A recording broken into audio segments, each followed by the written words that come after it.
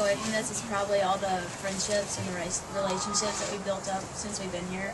Because it's 5 days and we all smell together. So I think, I think we've all pretty much bonded.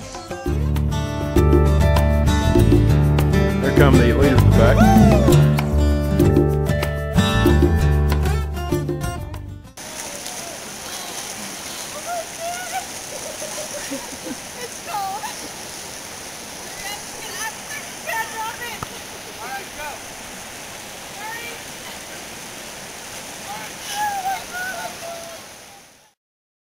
We built salamander habitats. Alex, what are some of the things for a salamander habitat you have to have? Well, the 5 things that every salamander habitat needs is water, oxygen, space, shelter, and food.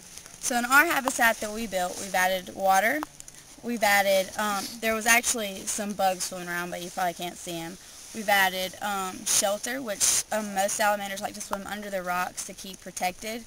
And we've added plenty of space so that he can be free and have oxygen. And we've added a snowman for comfort. Yeah. Oh my God, I can't feel my hand. I caught the first salamander I saw. It was success.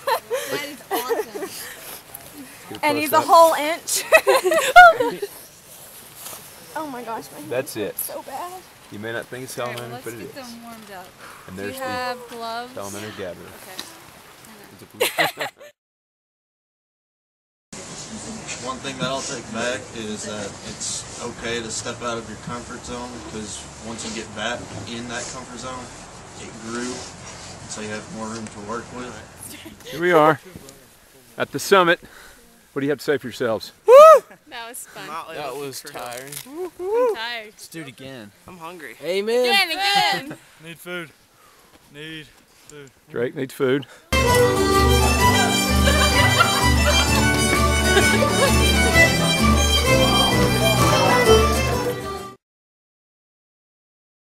You will also find owls caught in barbed wire fences for the same reason they get hit by cars. Dinner's right over there. Zoom, here we go. Well, you know, they pick. Okay? This is what they do. Dug grave, and when she reached down to pick up that blackthorn walking stick, she heard a sound come from out of that hole. It said, "Leave the blackthorn, Mary Colhane, and help me out of this hole."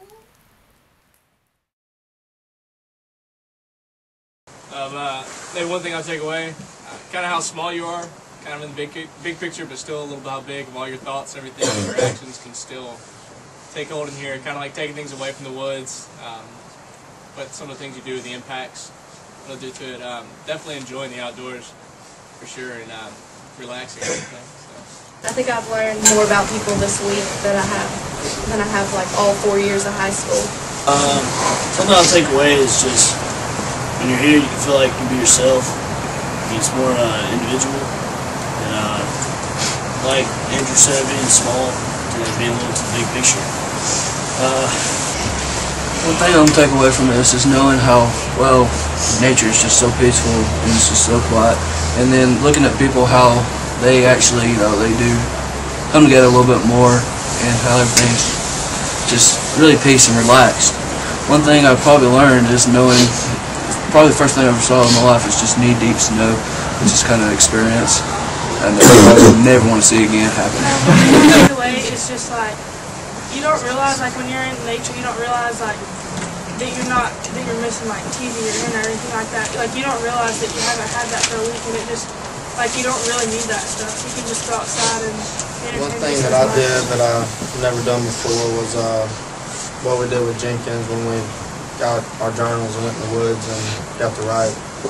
I have a problem writing and actually wrote for the first time. One thing I'd never done before was like teach 3rd graders through Skype, and it was just really fun seeing the reaction. They were like getting into it, like, "Oh, what'd y'all do?" or whatever. It's just they were very excited to hear about it, so that was cool. I just like to say I really love this place. It was the most fun I've had like all year probably, and it's really a shame that a lot of our classmates don't really know about this. We need to encourage them to come.